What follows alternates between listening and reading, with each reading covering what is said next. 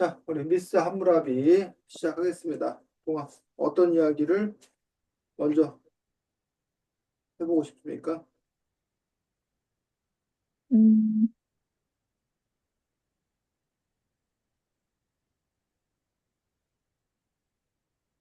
내용을 재밌게 봐가지고 지금 음,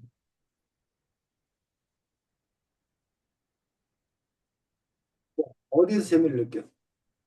어떤 재미야, 이 재미는? 그냥 뭔가 몰입을 할 수가 있었어요. 그리고 음. 중간중간에 일상적인 부분? 그냥 좀 막 딱딱하지 않은 그런 대화들이 눈에 보였고, 몰입할 수 있는 이유가 뭐야? 너가 평소에 뭐 관심이 많은 분야인 거야? 아니면 그 몰입을 하게 된 어떤 그런 원인이 있을 거 아니야?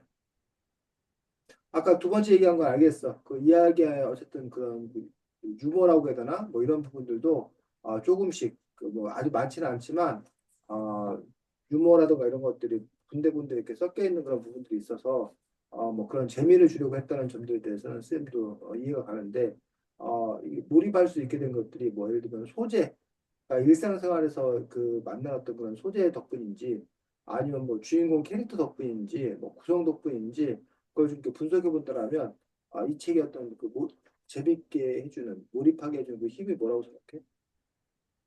일단 저는 제, 제가 옛날에 우영우도 재밌게 봤던 걸 보면 음, 살짝 재판 쪽 얘기를 음, 그 사건을 맡고 또 그 사건을 재판으로 해결하면서 그런 실마리를 풀어가는 그런 음. 스타일을 좋아하는 것 같아요. 아, 그리고 이런 또, 법정, 네네. 그래, 그래. 막 서로 말이 모순되면서 음, 난 잘못하지 않았다 이런 말을 하는데 결국에는 진실이 밝혀지는 음, 그런 데 대해서 쾌감을 느끼나 봐요. 그래서 그 논리적인 어떤 그런 토론의 과정들 속에서 어쨌든 진실이 이렇게 밝혀져 가는 어떤 그런 과정들 속에서 네. 재밌다. 그렇지, 그럴 수 있지. 그런 재미가 있겠네. 네, 좋습니다. 그래서 가장 뭐 인상 깊은 에피소드라고 해야 되나? 여기서는 어쨌든 처음에는 이제 민사법정, 뒷부분에는 형사법정에서 다뤄지는 문제들이고 여기 있는 문제가 실제 있었던 그런 일들이고 또 우리 사회에서 현재 그 사회 문제화 되었던 그런 사건들을 가지고서 어떻게 보면 우리 사회의 어떤 그런 그 고민이라고 해야 되나? 단면? 이러한 문제들을 이렇게 보여주고 있는데 특별히 흥미로웠던, 관심 가졌던 챕터는 어떤 사건은 뭐였어? 음. 이거를 드라마로 처음 음, 본 딱 그 사건이 사실 음, 제일 인상 깊어요. 음. 음, 그 아이 그 음식점에서 벌어진 일? 아까 말했던 거? 네. 이게 제가 처음에 그걸 봐서 음, 기억에 더 잘 나는지 인상 깊은지는 잘 모르겠는데, 음, 일단 그 내용이 시작할 때 음, 엄청나게 서로 양쪽에서 음, 난, 난 잘못이 없고 저쪽에서 불판을 떨어뜨렸다, 이거랑 음, 애가 뭐 움직여서 뭐 그랬다, 음, 이랬나? 그걸로 양쪽이 엄청 모순되게 말을 했는데, 음, 그 부분에서 일단 누가 범인일까라는 게 너무, 누가 원인을 제공했을까라는 게 너무 궁금했고, 음, 결국 마지막에 자백, 자백? 서로 사실을, 네, 사실을 말하면서 화기애애하게 끝난 음, 그 부분이 뭔가 인상 깊었어요. 음. 이게 제목이 뭐지? 그 챕터가? 그 두 번째 챕터일걸요? 아닌가? 정상각빙상? 아닌가? 잠시만요.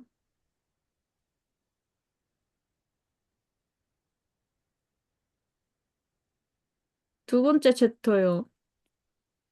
부 2부. 어,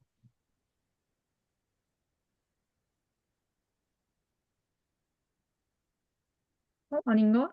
2부 맞는데? 2부 맞아? 2부 맞나? 맞아, 아니, 이거. 맞네요. 자,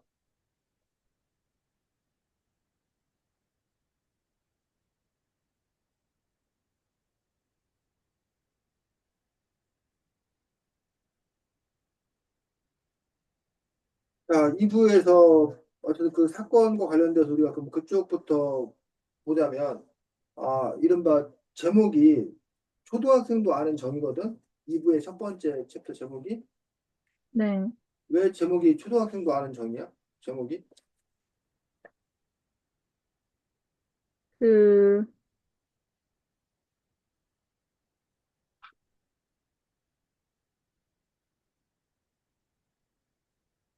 잠시만요. 음.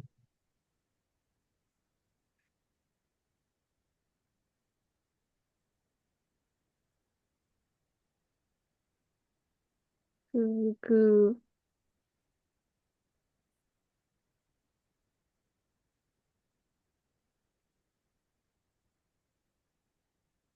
자, 이 재판의 내용에 대해서는 아까 동화가 설명했던 것처럼 음식점에서 그 불판을 떨어뜨리는 바람에 아이가 다칠 뻔했다고 했던 것 같은 그랬고, 근데 이제 나중에 그거에 대해서 이제 그 손해배상을 청구를 하게 되고, 그랬더니 이제 그 음식점 측에서는 이 그 아이 어머니가 쉽게 말해서 그 뭐라 그 실수를 갖고 한몫 단단히 뜯어내려고 그런다. 라는 식으로 이제 그 뭐라 해야 되나 의심하고 이쪽에서는 어쨌든 그러한 잘못이 있는 거에 대해서 얘기하고 있는 부분들인데 책 57쪽에 볼까? 그걸 기본 사건으로 하는데 근데 요것과 관련되어서 판사들끼리 논쟁을 벌이지. 어떤 논쟁을 벌이는 거야?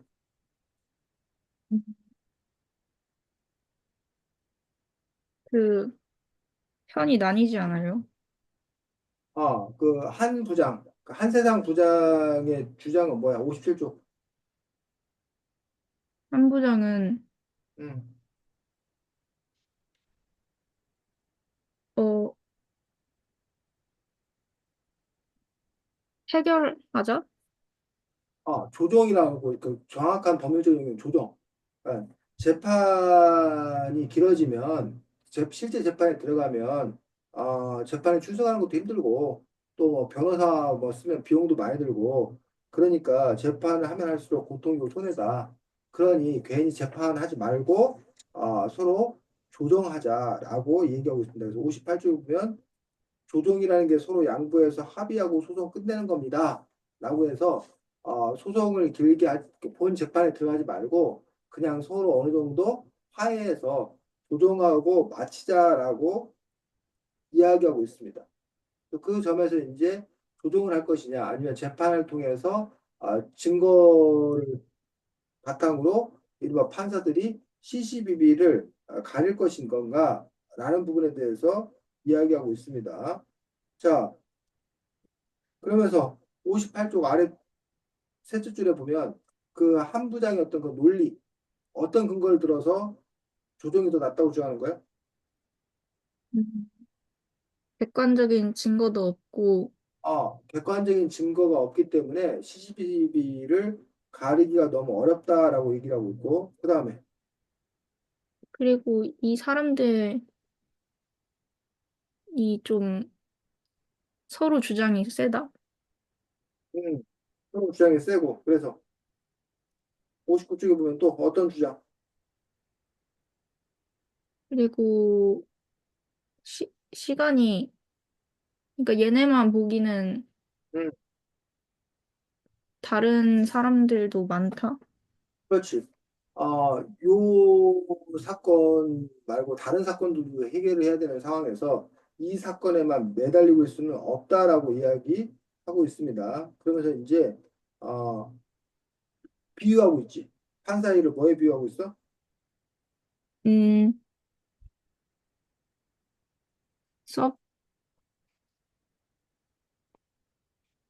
일곱째 줄에 판사 일은 한, 판사 일이라는 게 판사 일이라는 게 음,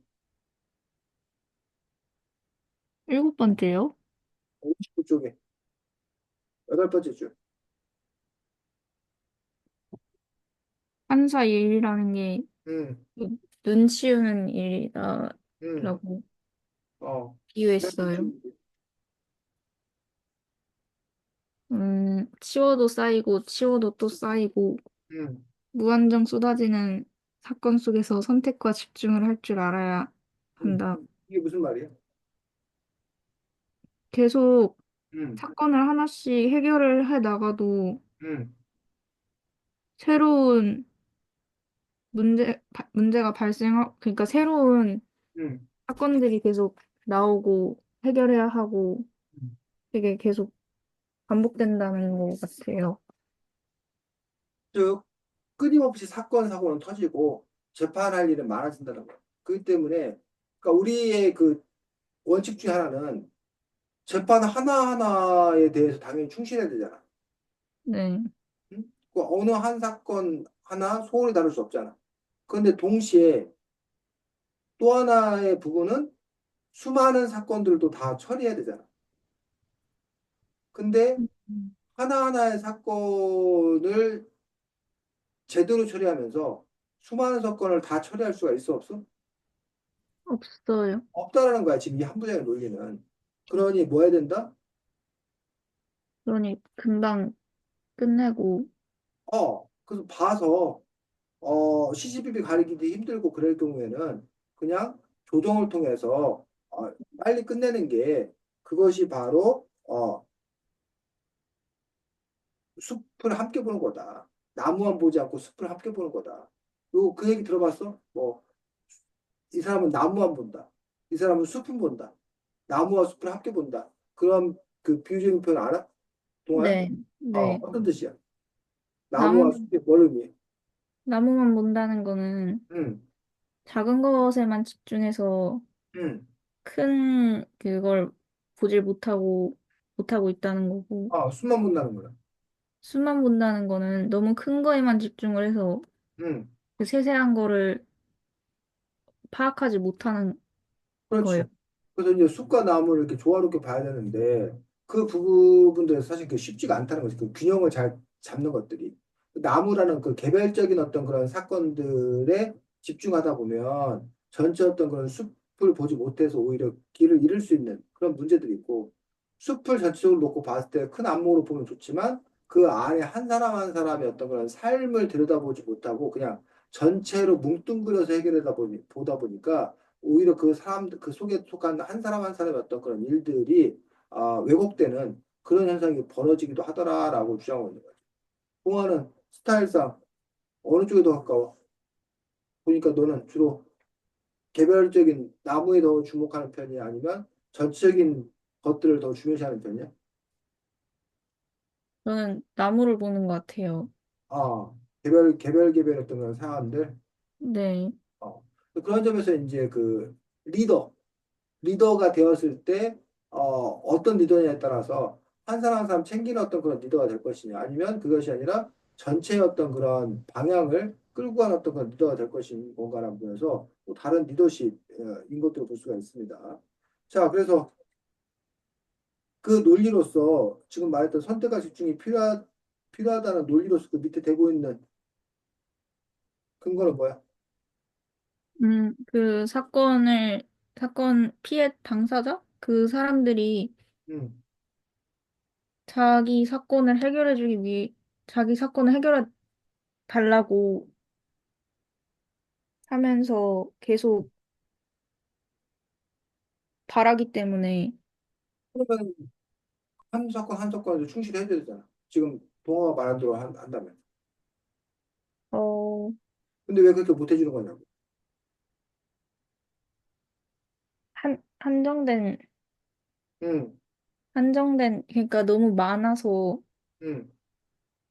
이게 억울한 사람들이 계속 생길 테니까 또 그 억울한 사람들은 법원을 찾아올 거고 그러다 보면 이게 정의도 한정된 자원이라는 응. 말이 나오는데 정의도 한정된 자원이라는 게 무슨 말이야?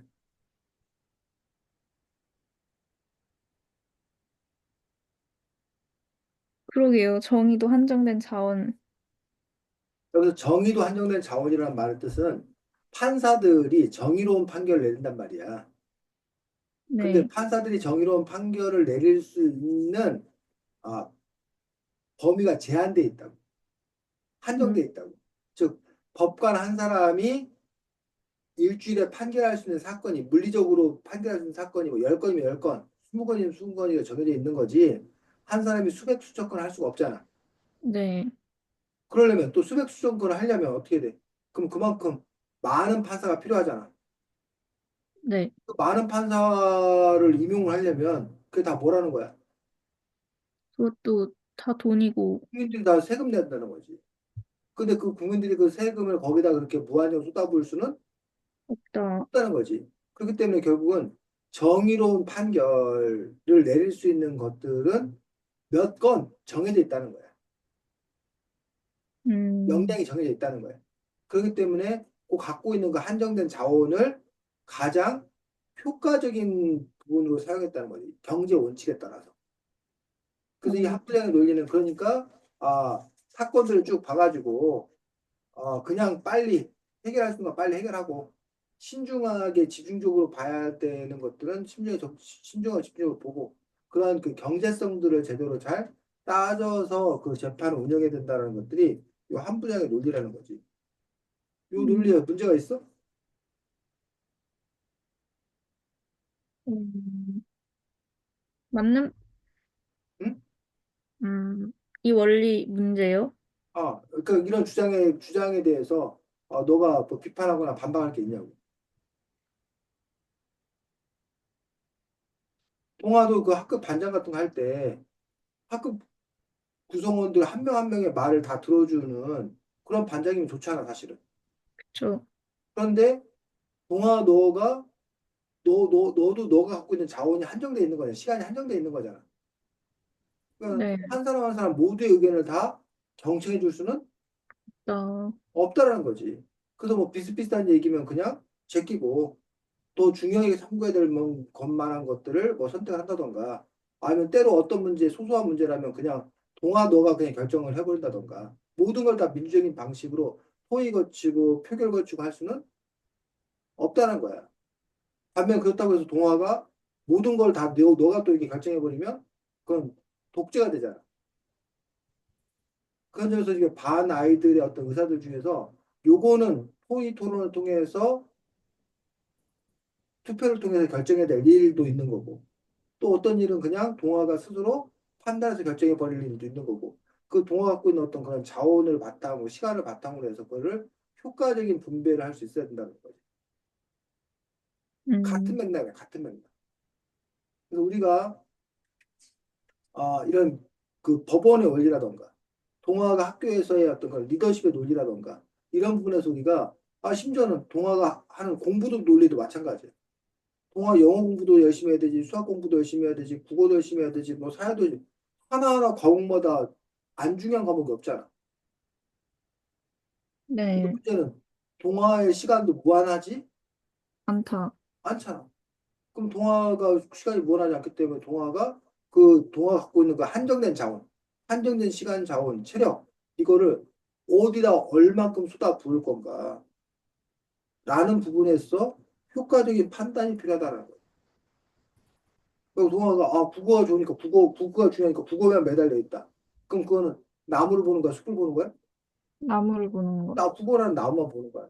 근데 국어라는 나무, 수학이라는 나무, 사회라는 나무, 과학이라는 나무 이게 나무들이 있는데 그 전체 학업이라는 숲 속에서 어떤 조화를 이루어야 되는 건가? 그런 부분에 대한 판단을 해야 된다는 거야. 자, 그런데 문제는 61조.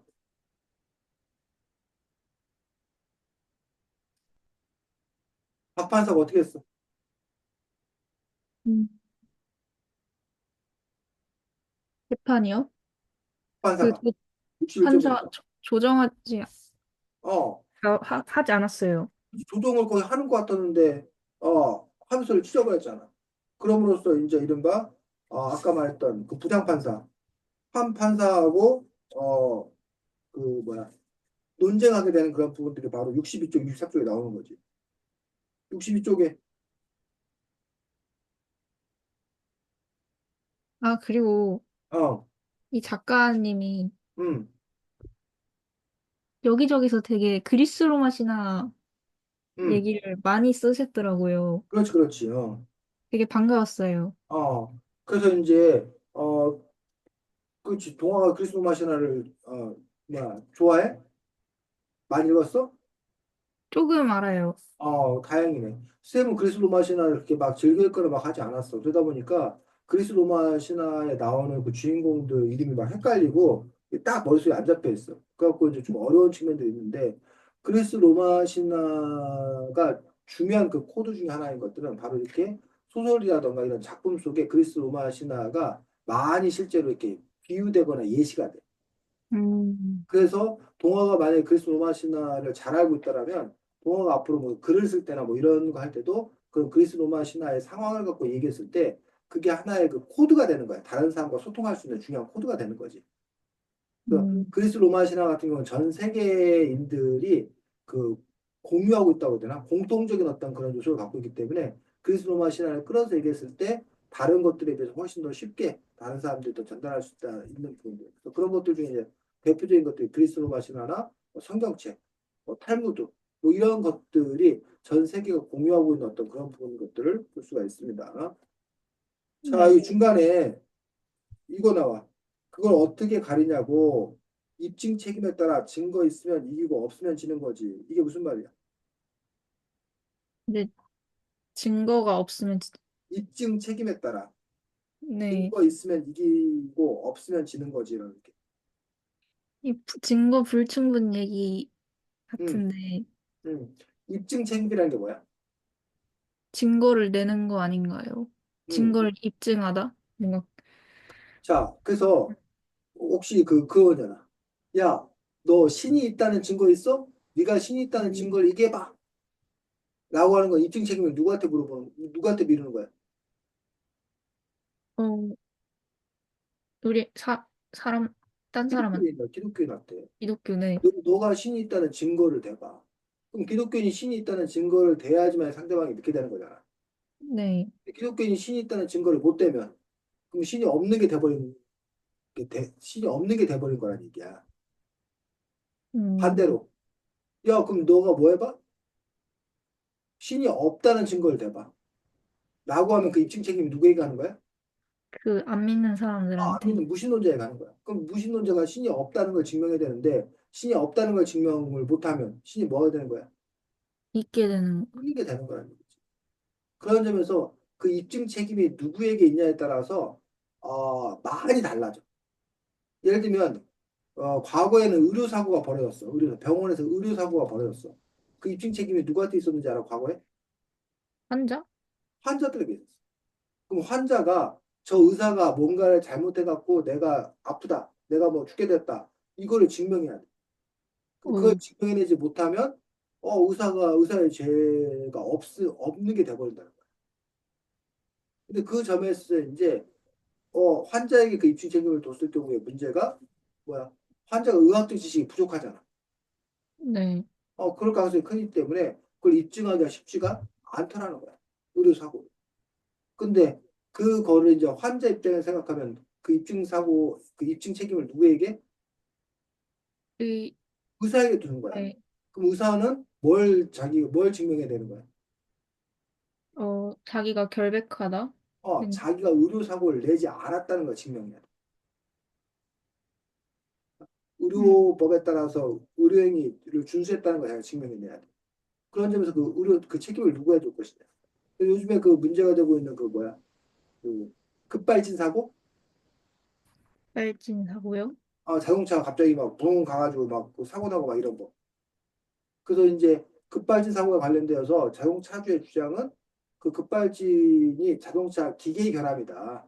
자동차 회사 잘못이다. 그러니까 배상을 해야 된다고 주장하는 거고 자동차 회사는 우리 책임 아니다. 급발진 밝혀진 거 없다라고 하는데 그 급발진인지 아닌지를 그걸 누가 그 증명해야 되냐를 갖고도 논쟁이 있는 거지.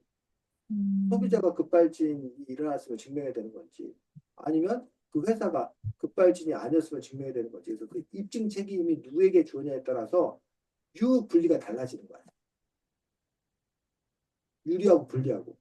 그래서 누가 불리 한마디로 입증을 해야 되는 쪽이, 입증을 책임져야 되는 입증을 해야 되는 쪽이 훨씬 더 불리한 거란 얘기예요. 그래서 그런 부분들에 따라서 얘기하고 있는 거기서 우리가 무죄라는 의미가 두 가지 의미가 있어. 무죄. 어떤 사건에서 피고가 무죄를 받았어. 첫 번째 어떤 의미일까? 증거가 불충분하다. 증거가 없다라는 뜻. 유죄라고 인정하기에는 증거가 불충분하다. 그래서 유죄임을 입증할 수 없기 때문에 무죄라는 뜻이야. 또 하나는 진정한 무죄는 진짜 죄가 없다. 진짜 죄가 없다는 거야. 그러니까 두 가지 경우 하나는 진짜 죄가 없어 무죄인 경우도 있지만 있을지도 모르는데 그 죄를 밝혀줄 뭐가 없을 때 증거가 없어서. 증거가 없을 때 무죄가 되는 거야. 그런 점에서 어쨌든 그 입증 책임에 대해서 얘기하고 있는 거고 자 반면 여기서 보면 그러면서 이제 우리가 흔히 말하는 그 50보 100보 얘기 많이 하잖아. 그 속담에 네, 네. 50보 100보 얘기 아니면 뭐 어? 그 얘기의 뜻은 뭐야? 50보 100보는 거기서 거기.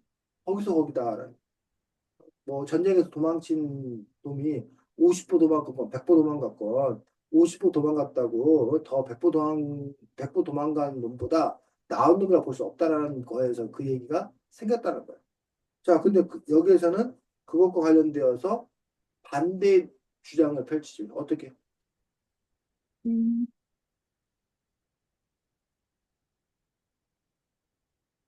석하는, 어,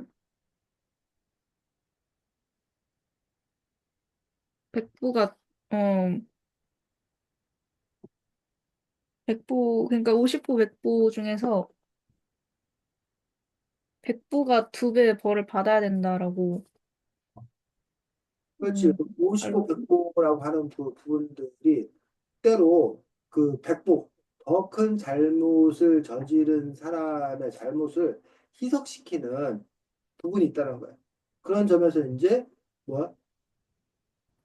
50보와 100보를 분리시켜 내므로써 100보에게도 엄격한 벌을 물어야 된다. 라는 어, 그런 주장을 펼치고 있는 거야. 네. 어떻게 생각해? 그런 주장에 대해서? 50부 백부라는 속담에, 이라는 틀에 쌓여서 그 50부를 간 사람이나 100부를 간 사람이나 거기서 거기지란 생각을 좀 가지는데 개별적으로 이렇게 보면 사실 이게 맞는 것 같다고 생각해요. 저는. 100보의 차이를 두는 게? 네. 그래서 50보 100보라는 부분에서 이제 우리 그 좋은 얘기인지 나쁜 얘기인지 모르겠는데 전략적으로 동아너가 100보일 때 동아너가 더 나쁜 짓을 저질렀어. 그럴 때 사용할 수 있는 전략이 바로 이 50보 100보 전략인 거야. 상대방도 결점이 있는 거, 단점이 있는 거, 문제점이 있는 걸 지적해서 야, 나만 잘못한 거 아니잖아. 너도 잘못한 거잖아. 라는 식으로 물고 늘어지는 거야. 그게 이제 그 100보 더 나쁜 짓을 많이 하는 사람의 어떤 전략이라는 거죠. 이거 물타기 전략. 너, 음, 그래, 나 나쁜 거 알아. 그 나만 나쁘냐? 너도 나쁜 거 아니냐? 너도 마찬가지 아니냐? 그러니까 우린 똑같다. 이런 전략을 펼쳐, 실제로. 이런 전략에 휘말려들지 않기 위해서는 어떻게 해야 돼? 평소 행실을 바르게. 만약에 평소 행실을 바르게라고 한다면 이 50보 100보 전략에 무조건 넘어가는 거야. 여기 그랬잖아. 고결한 사람만이 상대방 잘못을 물을 수 있는 건가라는 부분. 음, 지금 동화 말대로 하면 깨끗한 사람, 문제 없는 사람만이 돌을 던질 수 있다는 거야. 그렇군요. 근데 그 그러면, 전략에 넘어가지 않기 위해서는 너도 음, 잘못했지 않냐? 나만 잘못한 거 아니냐라는 식으로 얘기했을 때 너는 뭐라고 되냐고. 너의 잘못의 질과 나의 잘못의 질이 뭐하다? 다르다? 질적 차이가 있으면 증명해야지. 아, 문제 자체가 있다는 거를 갖고 동일하다는 식으로 상대방을 물고 늘어질 거란 말이야. 근데 그 부분에서 너는 문제의 성격이 다르다. 아, 문제, 오. 라는 부분들을 너는 강조해 가야지. 네가 만약 50보라면. 그래서 그렇네요. 이제 지금 쌤이 아까 이걸 가르쳐도 되나 마냐 했던 것들을 쌤이 지금 100보가 유리하게 하는 방법, 50보가 유리하게 하는 방법, 지금 쌤이 막 이렇게 얘기하고 있잖아. 그럼 결국은 이 쌤이 지금 너와 동화한테 주는 팁이라는 게 결국은 이익을 얘기하고 있는 거잖아. 네. 근데 사실은 우리가 도덕적으로 놓고 보면 내가 50보일 때는 이렇게 하고 100보일 때는 이렇게 해야 된다라고 가르쳐야 돼? 아니요, 그냥 잘못한 거니까 어. 둘 다 잘못한 거죠. 음. 또 그런 점에서는 50보이든 100보이든 동일하게 적용될 수 있는 룰을 가르쳐야 된다. 그게 바로 도덕이다, 윤리다. 라고 또 이제 얘기하는 거지. 너가 100보라고 하더라도 그건 100보가 질적으로 더 큰 잘못을 한 거 아니냐. 그러니까 너가 그러면 50보다 더 당연히 더 큰 벌을 받아야 된다. 라는 식으로 뭐 그런 가치관을 세울 것인 건가. 그 부분에 대해서 우리가 한번 생각해 볼 필요가 있다는 거죠. 자, 그래서 이 책에서는 소송 경제, 분쟁 효율적 해결 다 필요하지만 그 전에 초등학생도 아는 정의를 제대로 선언하는 것 이것이 우리의 근본 임무가 아닌가요? 라고 해서 63쪽짜리 마지막에 그래서 그러니까 초등학생도 아는 정의라고 제목을 달았던 이유들이 왜 이렇게 법원이 존재하는 건가에 대한 근본적인 물음을 얘기한다는 거예요. 그래서 우리가 때로는 이른바 실용성, 경제성, 효율성 이런 거에 떠밀려서 본래 하려고 하는 일이 왜곡되는, 훼손되는 그런 일에 대한 어떤 그런 경계를 잃어고 있다. 자, 근데 이런 논리의 문제는 뭘까?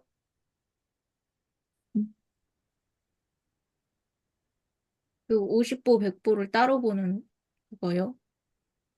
아니, 여기서는 초등학생도 아는 정의를 제대로 선언하는 것이 법관의 의무 아니냐. 법관의 아, 의무 아니냐. 그러니까 조종하지 말고 우리가 이걸 뭐야 되는 정식 재판을 해야 된다는 식의 주장이 갖는 문제는 뭐냐. 음, 그래도 해, 음, 해야 돼. 이게 없어? 이게 맞아? 음,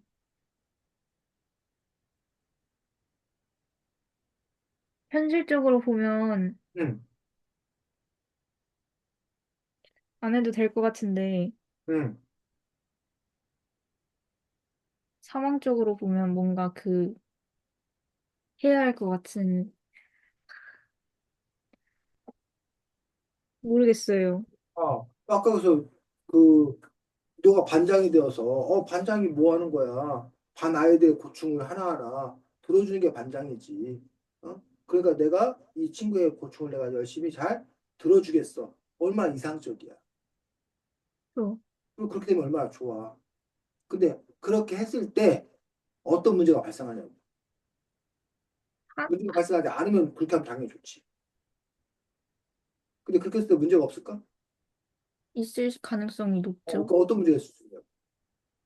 이제 점점 할수록 어, 아까 말한 총량이 응, 부족해서 이제 점점 답변의, 답변의 질이나 응. 그런 걸 보장할 수가 없어질 것 같고, 그렇지. 또 이게 마음이 진짜 진심으로 도와준다라는 그런 게 별로 없을 것 같아요. 그래서 그 부분에서 이제 동화가 그런 것들을 잘, 뭐 해야 되나, 조종해야 된다고 해야 되나? 아까 나무와 숲을 볼 때 잘 조화를 이뤄야 된다고 얘기했었는데, 여기도 마찬가지로 이 문제는 우리가 정의를 한번 밝혀보자. 라고 하는데, 과연 이것이 과연 지속 가능한가? 그리고 왜 이 사건만 유독 그런 건가 해서 다른 사건에도 이렇게 할 수 있는 건가? 이런 부분들을 함께 따져봐야 되는 거죠. 근데 우리가 여기서 주의할 점은 그렇다고 해서 어차피 다 못하니까 아무것도 안 하자. 라는 식으로 하게 되면 또 다른 핑계가 되는 거야.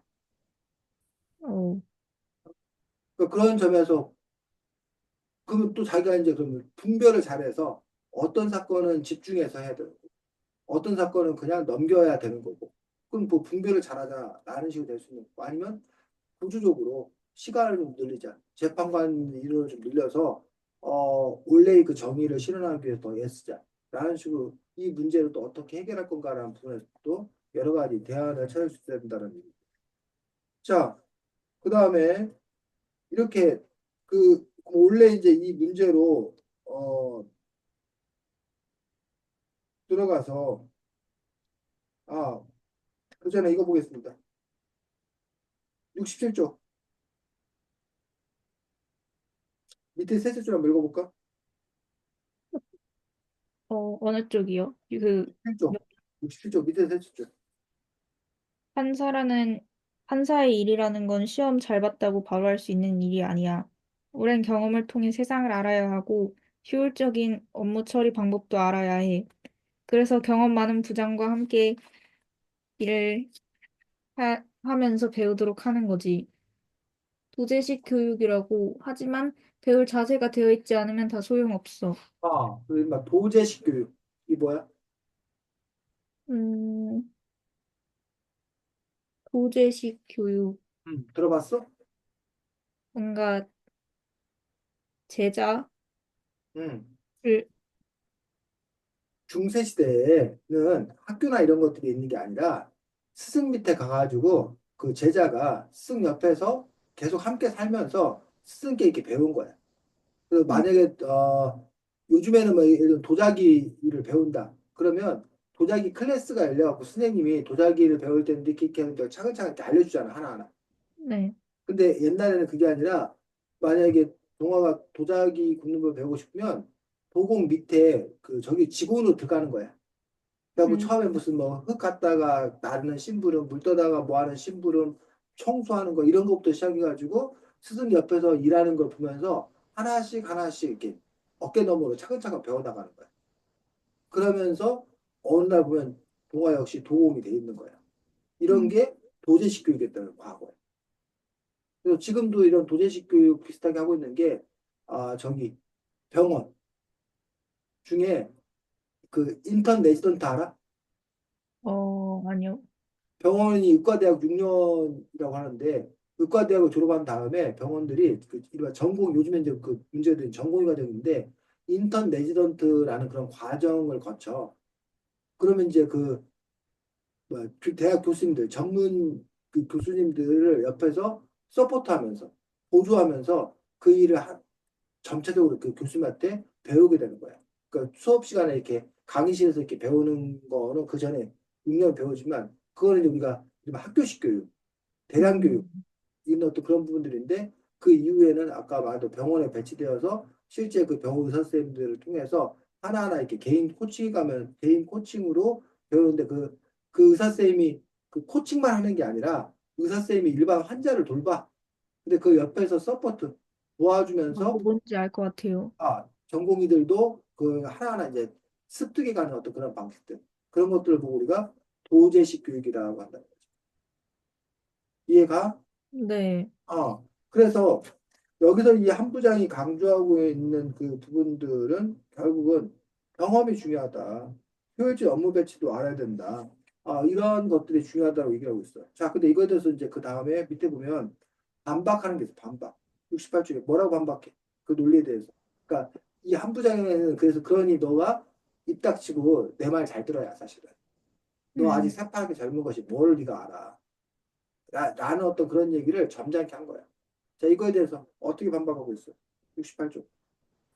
어, 새 판사가 토론을 한 후에 음, 다수결로 재판부의 결론을 정하는 그런 법이 있다고 말을 하면서, 어, 도제식 교육, 그러니까 지금 한 부장의 음, 넌 그냥 내 말만 따라오라는 거를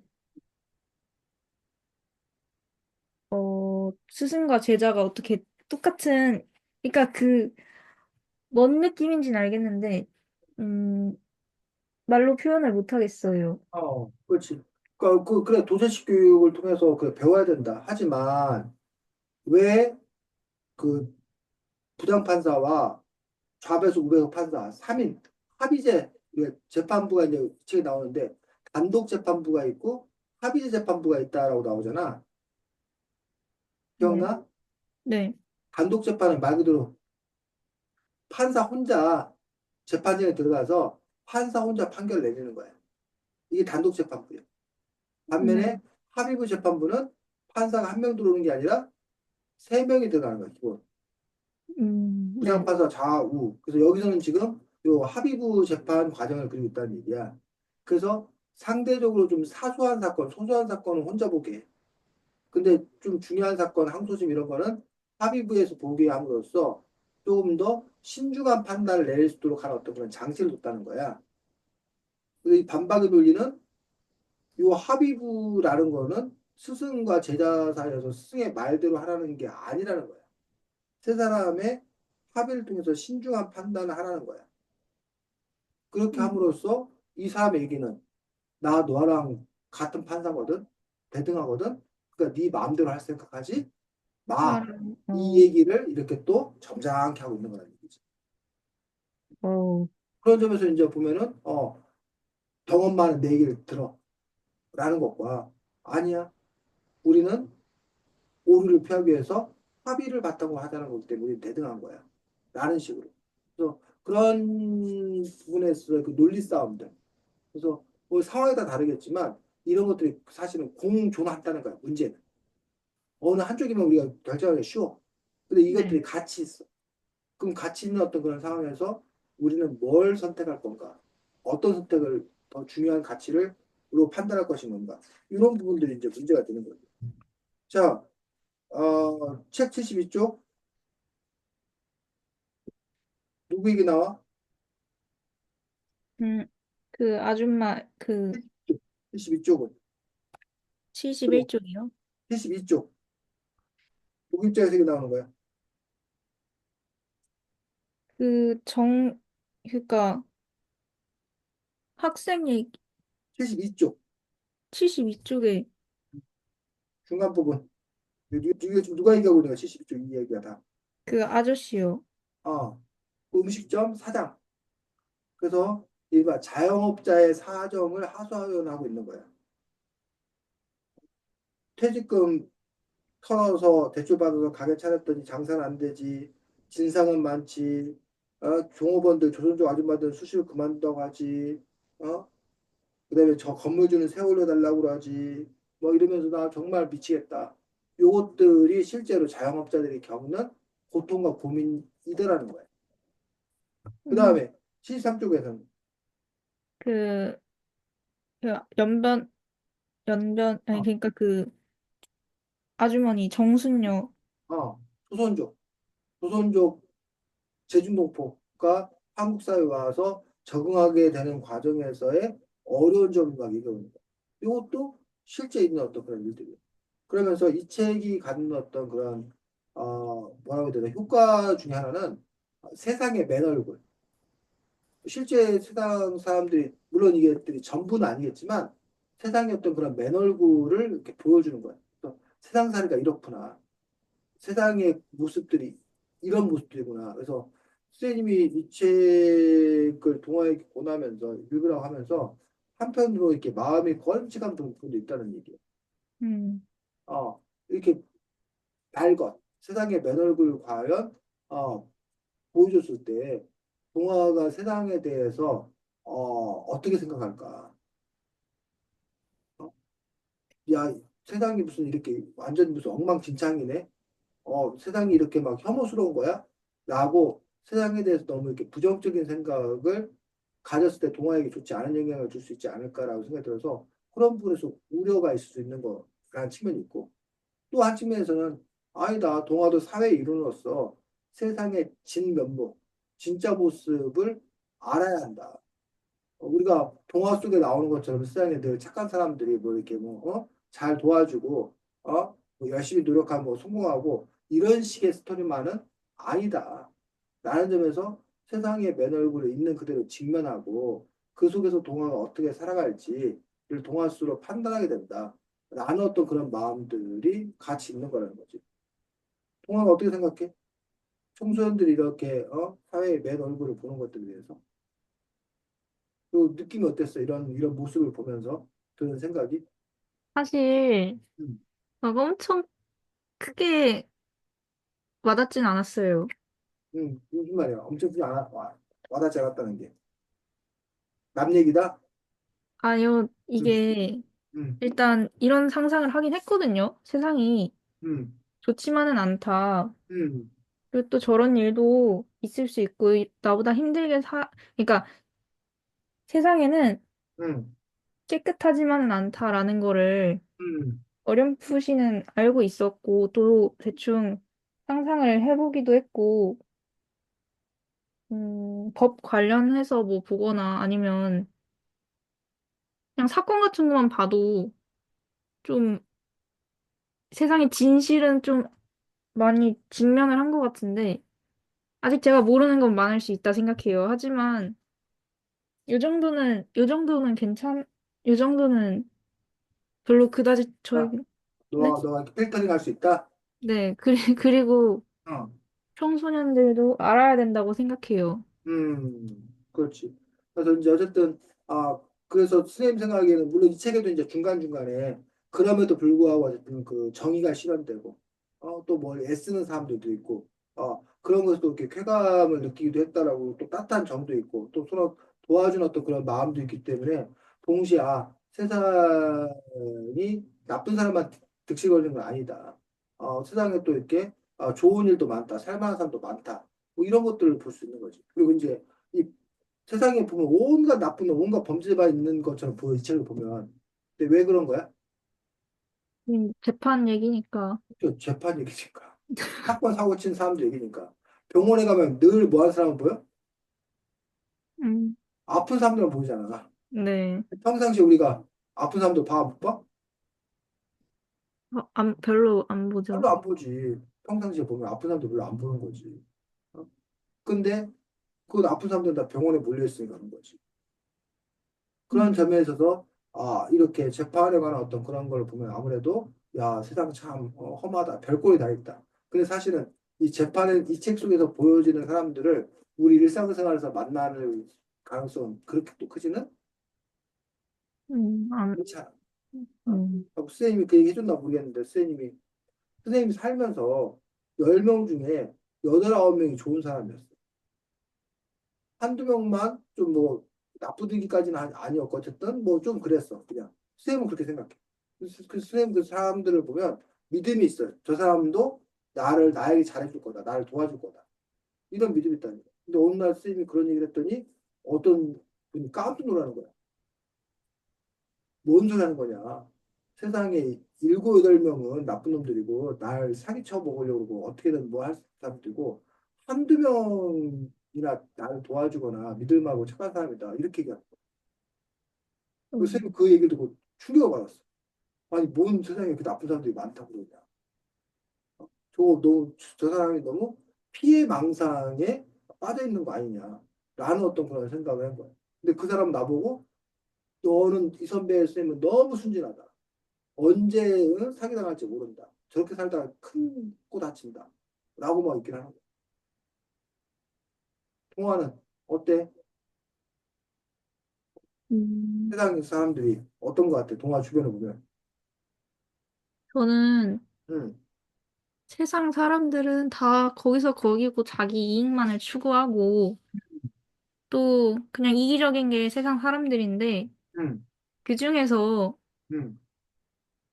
몇 명 나랑 맞는 사람을 찾는 게 맞다고 생각해요. 그러니까 모두 다 착한 사람은 없다고 생각해요. 솔직히 말해서. 착하고 나쁘고의 문제가 아니고 그냥 각자의 이익을 추구하고 있는 건데, 동아의 이익과 합한 사람들을 만나는 게 중요하다고 생각한다, 동아는. 네, 그리고 그러면서 이제 마음이 맞는 거죠. 음, 그러면서 이제 뭐 대화를 나누고 취향이 맞고 음, 하면 더 친해지는 거고 음. 아니면 그냥 친구로 남는 그런 느낌? 그렇지, 그렇지. 그렇지. 동화가 그렇지. 그 인간의 어떤 그런 인간관이 어떤 건가라는 부분에서 동화도 동화 나름대로 이미 그런 인간관이 이제 싹트기 시작한 것들을 볼 수가 있습니다. 좋습니다. 자, 75쪽은 누구의 입장? 5쪽. 75쪽. 75쪽은 음. 그 엄마요. 그렇지. 그 엄마 입장에 75쪽, 76쪽 쭉 이렇게 나오고 있는 것들을 볼 수가 있습니다. 그래서 결국은 그 결과가 어떻게 끝나? 78, 79쪽 아까도 얘기했습니다. 결과는 서로 사과하면서 음. 자, 그냥 그러면 이 챕터에서 저자가 얘기하고 있는 것들은 뭘까? 왜 도대체 그렇게 싸우고 뭐 했는데 끝에는 그냥 서로 화해하고 뭐 끝나더란 얘기야. 그 힘이 뭐냐는 얘기야.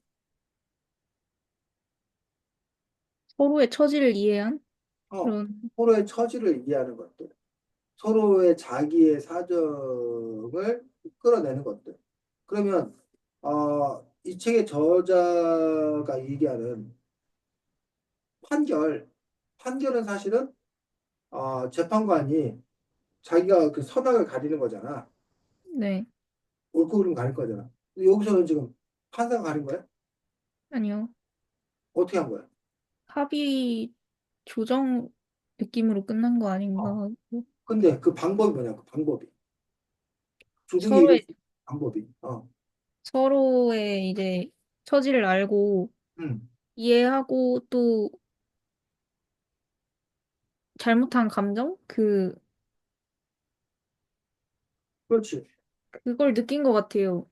음, 그 서로가 솔직하게 자기 어떤 그런 상황을 털어놓을 때, 그랬을 경우에 상대를 이해할 수 있고, 그랬을 때 그 얽히고 설킨 어떤 그런 문제도 풀 수 있는 어떤 그런 가닥, 풀 수 있는 희망이 있다.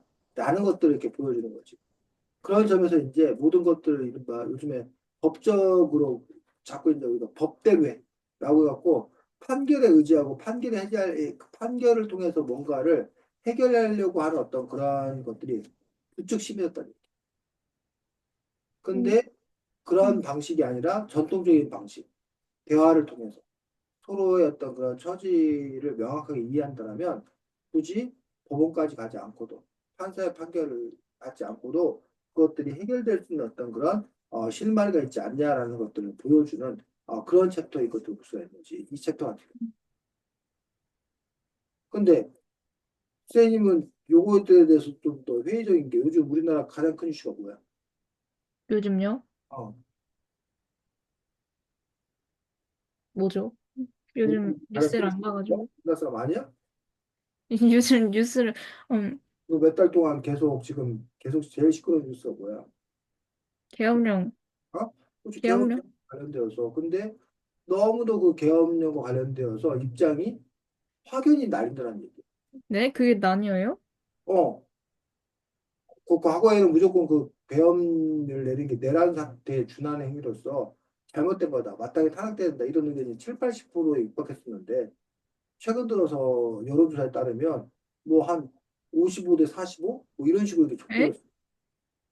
그래서 뭐 탄핵을 시키지 말아야 된다는 쪽의 의견도 막 이렇게 있고 네? 그러면서 이제 그 부분에 대해서 과연 그럼 이 두 사람들이 상대를 오히려 서로 너가 내란 셈이다. 너가 내란 너 때문이다. 라는 식으로 얘기하고 있는 상황 속에서 과연 이게 대화를 통해서 이 문제들이 여기 나와 있는 것처럼 해결될 수 있는 것인 건가? 라는 분은 상당히 의문을 갖고 있고 또 하나는 이 책에도 사실 계속 그 반복되어 나오는데 그 판사가 뭐 변호사한테 아는 체하고 막 이러는 거 이러면 막 주의 주잖아. 네.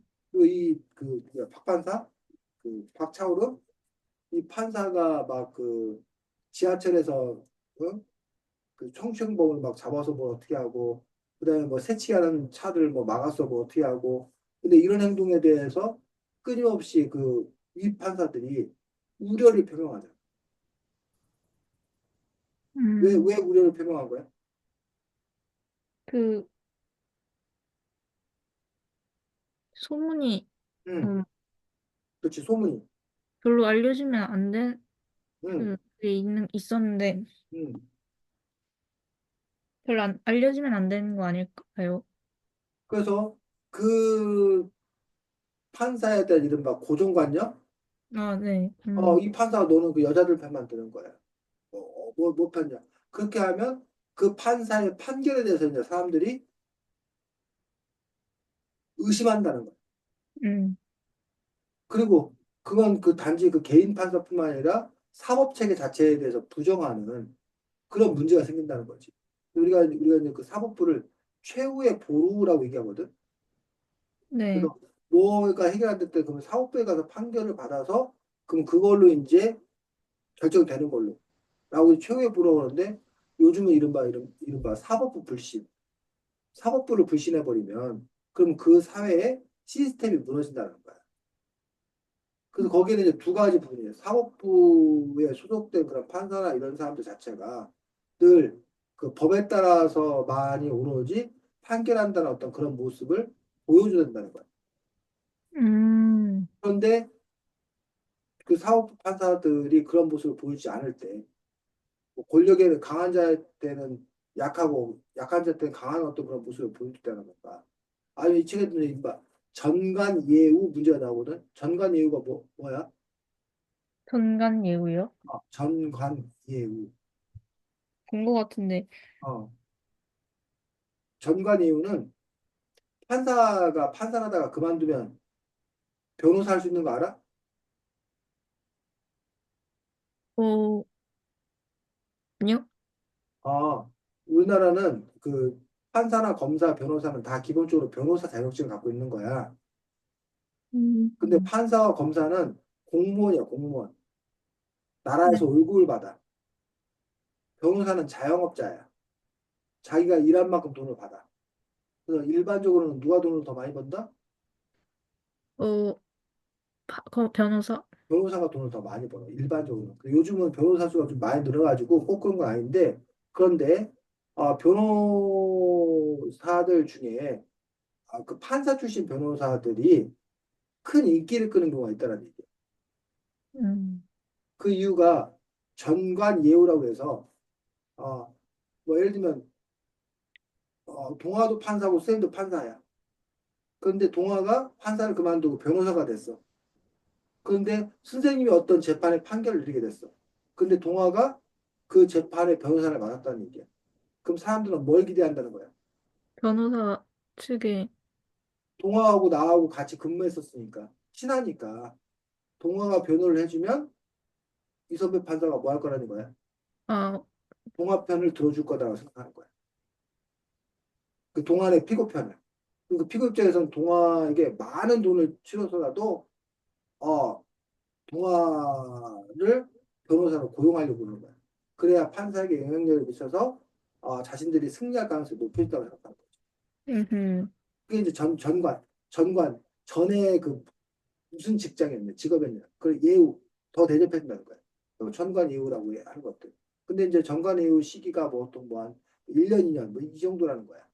왜냐면 그 사이에, 어, 이 판사들도 바뀌고 막 이럴 거니까, 다 잘 아는 사람들이 그만큼 사라질 거라는 얘기. 그래서 전관예우가 과거에는 엄청 심했고, 전관예우 하는 그 1년, 2년 동안에 평생 벌어들일 걸 대부분 다 벌어들여야 된다. 어, 이런 식의 어떤 그런 그 관념이 있었어. 그러다 보니까 이른바 유전무죄, 무전유죄 들어봤어? 네. 뭔 말이야? 돈이 있으면 응. 죄가 없는 거고, 응. 돈이 없으면 죄가 있는 거다. 근데 그런 말이 왜 나오는 거야? 이제 돈으로 응. 아까 말했듯이 변호사를 어. 그래서 하고 또, 돈으로 전관예우 그 변호사를 사서 비싼 돈 수임료 줘서 사서 하면은 실제로 그 압력이 행사돼가지고 무죄가 나온다거나 뭐 구속되지 않는다거나 뭐 이렇게 되는데 제, 제대로 돈이 없으면 제대로 된 변호사 조력 서비스를 받을 수 없고 그렇게 되면은 오히려 감옥에 가게 되고 이런 문제를 이렇게 비꼬는 말이 아까 말했던 거란 얘기예요. 유전무죄 뭐 유전유죄라는 음, 어떤 그런 부분이라는 얘기예요. 그런데 그런 빌미를 누가 제공했다는 거야? 어, 이 판, 판사들이. 판사들이 그런 빌미를 제공한 게 아니냐라는 부분에서. 그런데 과거에는 그것들이 판사들이 그런 빌미를 제공했던 것들이 판사 자기도 언젠가는 뭐 할 거야? 변호사 할 거잖아. 그러니까 변호사 나간 사람한테 뭐 해줘야? 편을 잘 해줘야 어, 자기도 나가서 그런 대접을 받을 수 있다고 하는 거다. 생각합니다. 이런 그 문화가 과거에 있었다는 거야. 그래서 그것들이 상당히 사법부를 불신하게 되는 그런 요소로 꼽혔고, 근데 그거 역시 이제 점차적으로 개선되고 있는 그런 상황이라는 거죠. 자, 선생님이 동화만 했을 때 학교 선생님들한테 이런 촌지 주는 거 들어봤어? 촌지라고 들어봤어? 이름 조금 들어본 것 같기도 하고 잘 모르겠어요. 수능의 날을 비롯해가지고 뭐 이렇게 설날 이럴 때 뭐 이런 명절에 이럴 때 아니면 학기 초 학기 말 이럴 때 선생님한테 촌지 그러니까 뭐 원래 뜻은 작은 정성이야. 근데 돈이건 상품권이건 선물 같은 걸 줬단 말이야. 그래서 거기에는 어떤 의도가 담겨 있는 거야? 음, 뭔가 잘해달라? 우리 아이 잘해달라. 원래 의미는, 순수한 의미는 우리 아이를 맡아 돌봐줘서 감사합니다의 감사의 표시였어. 대가 없는. 원래 촌지란 말 그 자체는 보면. 근데 그게 네. 아니라 이제는 내가 이것도 돈 줄 테니 돈 받은 대신 우리에게 더 잘해줘라. 우리에게 더 좋은 성적 줘라. 이런 일들이 그냥 이루어졌다는 얘기. 그러니까 선생님들에 대해서 불신하는 마음, 분위기가 컸지. 음. 그게 근데 그 지금 옛날 얘기라고 하는 거야. 왜? 어, 요즘, 음. 요즘은 별, 그러니까 그런 것, 김영란법이라는 것들이 김영란 대법관 때에서 만들어진 그 법이라서 김영란법이라고 명명됐는데 그 김영란법이 생기면서 그 이런 수행들한테 이렇게 선물해 놓은 것들 아예 금지 못하게 돼 있어. 네네. 그 수행들도 그거 괜히 받으면 그거 징계 먹어. 그거 받을 생각도 안 해. 그러면서 이제 과거에 어떤 그런 잘못된 그 관행들이 사라진 거야. 근데 지금도 어떤 사람들은 돈 받는 거 아니냐 뭐 이런 식의 오해를 한다는 거지. 이 책에서 이제 그런 주장을 하는 거야. 정관예우 과거에 있었다. 하지만 지금은 정관예우가 없다. 라는 없다. 식으로 이 책의 저자는 좀 주장하고 있는 거지.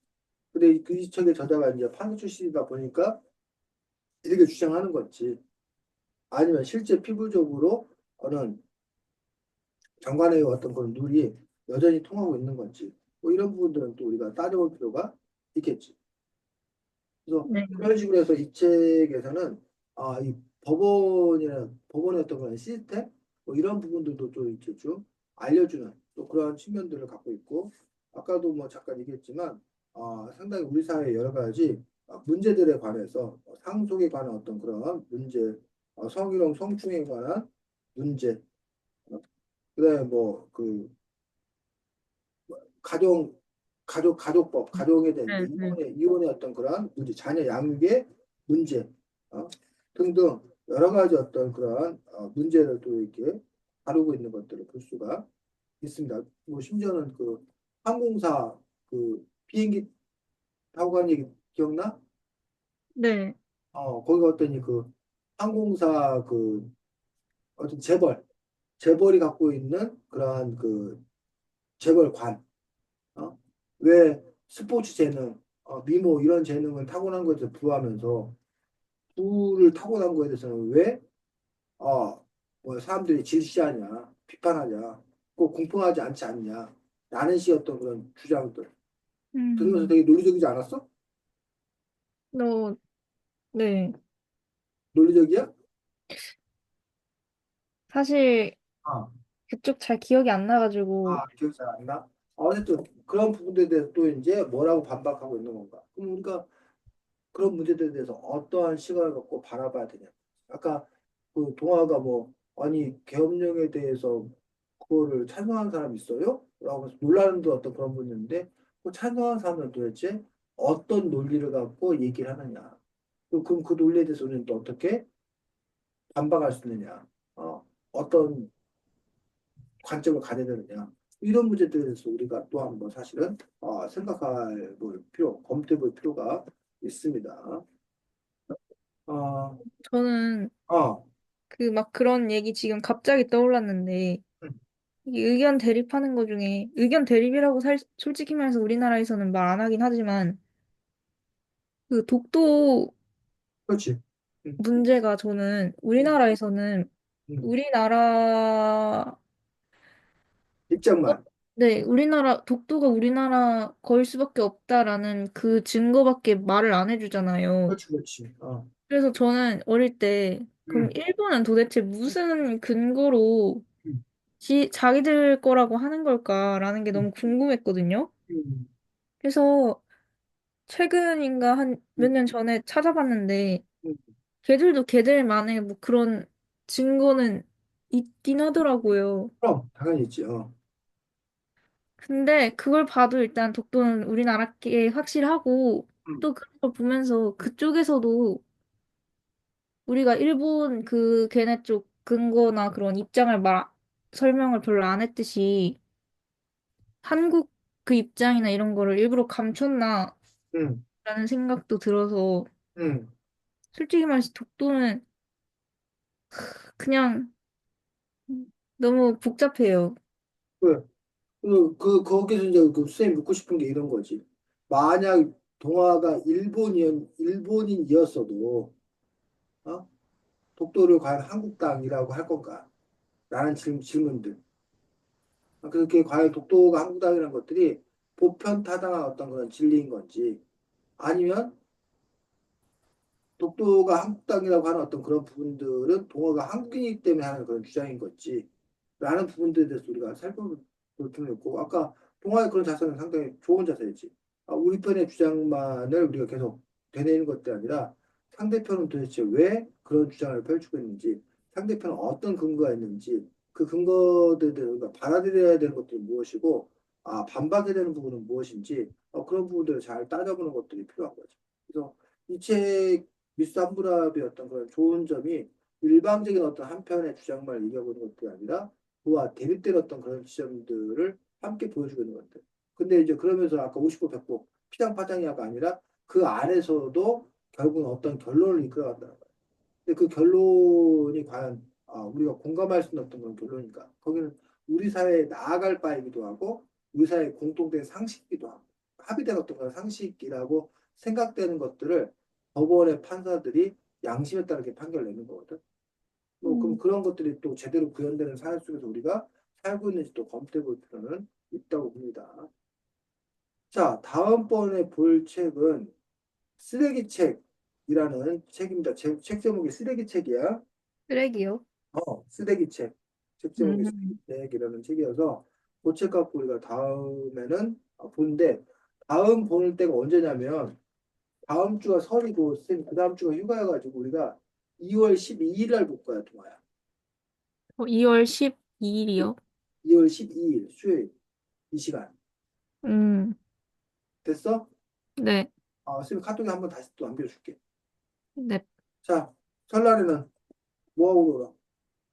아마도 어디 갈 것 같아요. 잘 다녀오시고 어, 새해 복 많이 받으십시오 또. 네, 새해 복 많이 받으세요. 네, 잘 지내고 2월 10일을 보겠습니다. 안녕. 늦은 시간 수고 많았습니다. 네, 감사합니다. 네.